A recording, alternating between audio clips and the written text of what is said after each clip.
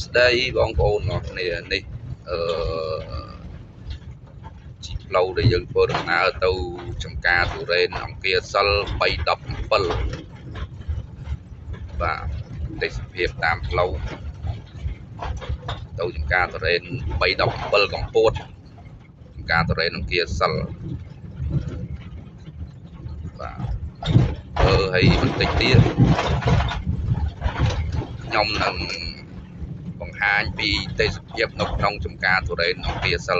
317ទាំងអស់គ្នាបាទ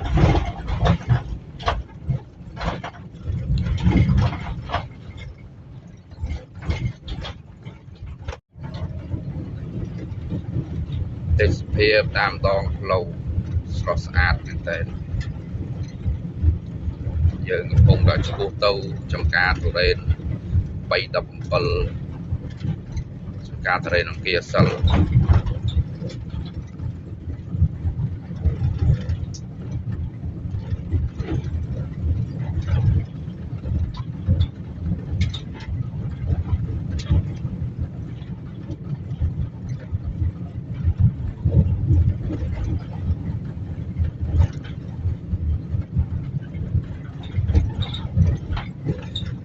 ឡូវចំការទុរេនអង្គាសិលកំពុងតែប្រមូលផលហើយអាចប្រមូលផលទៅដល់ខែ7បានយើងអាចប្រមូលផលអស់បងប្អូនអរគ្នាចង់កំងគឺអាចនៅកំងបាន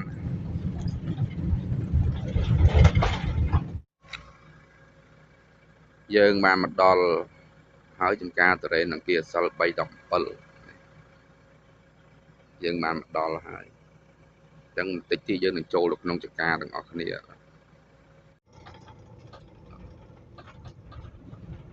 េះផ្លូវចូលចំការ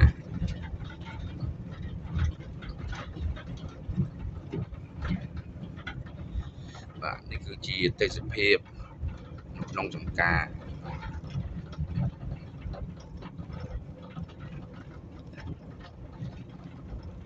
នេះកន្លែង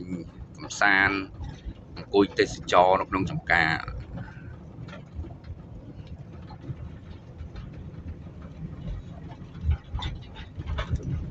មកឡើងលើភ្នំ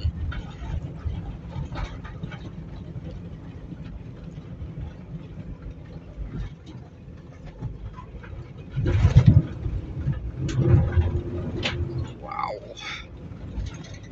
បាទនេះសិតដើមទុរេនយើងកំពុងតែប្រមូលផលអូ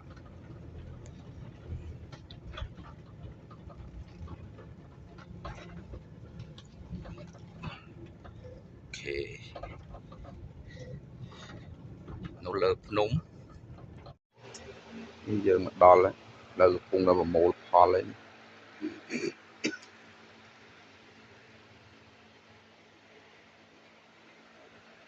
មងបានទាំងអស់គ្នា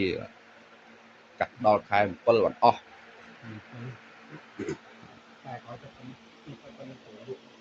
នេះจะត្រេនល្អលេខ1សិតតែ5គីឡូ6គីឡូឯង8គីឡូមាន8គីឡូទៀត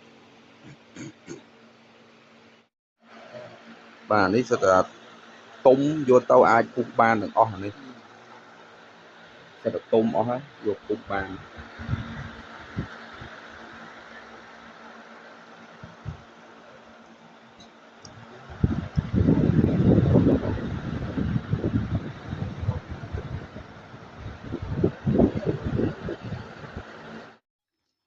តោះយើងមើលផ្លែ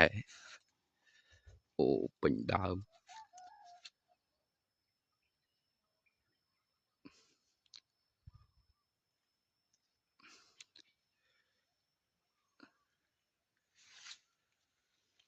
អូខេ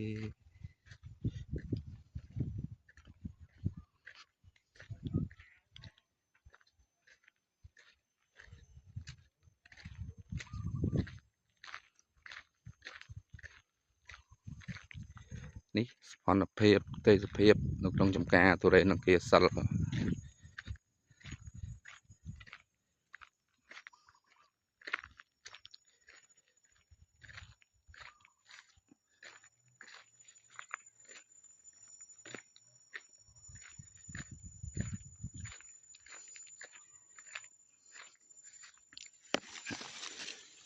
សិត supply ពេញដើមទាំងអស់បាទប្រមូលផលដល់ខែ7មិនអស់អញ្ចឹងយើងនៅបន្តការកម្មង់បាន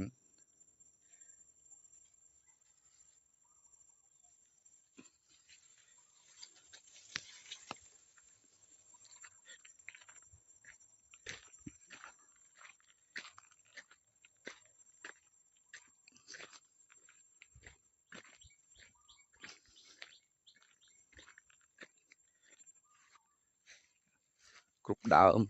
សិតតែផ្លែល្អ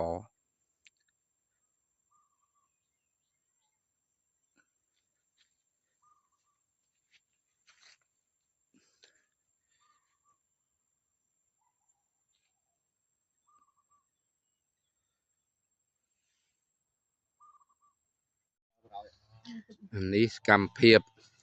កាត់ផ្លែបាទ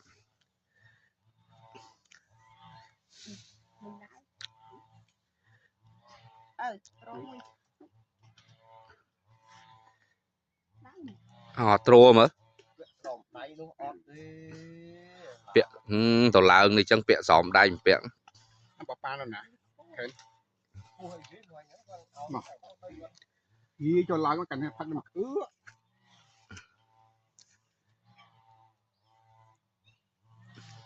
ផុតជឿអាកាសហ្នឹងអត់ឡើងក៏អាជាផ្កាយឡើងនេះតែមេឃដូចអត់សូវស្រួលទៀតហើយមេឃនេះ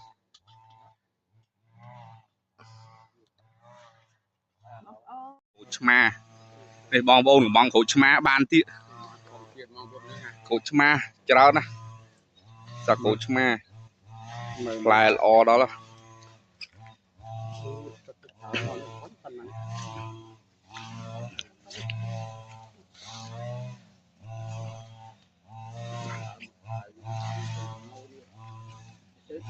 អូធំមកពីនេះមុខដែលយូផ្លែយូផ្លែតរ៉េនឡាយចង់រួចផ្លែតរ៉េនធំពេកយូអត់រួច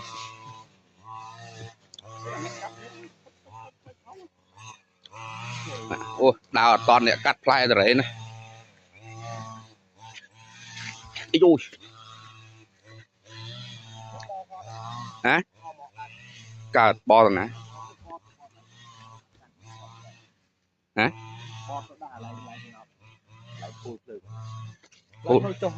ឡើងផ្លូវចុះណាណា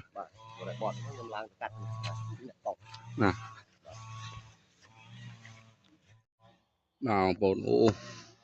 ផ្លែដល់ហើយបងប្អូនផ្លែបាទផុតចុងផ្លែនោះអូដល់ចុងវឺតបងប្អូនកំងបាទកាត់ដល់ខែ7បងប្អូនអាចចំងបានរហូតដល់ខែ7មើលផ្លែ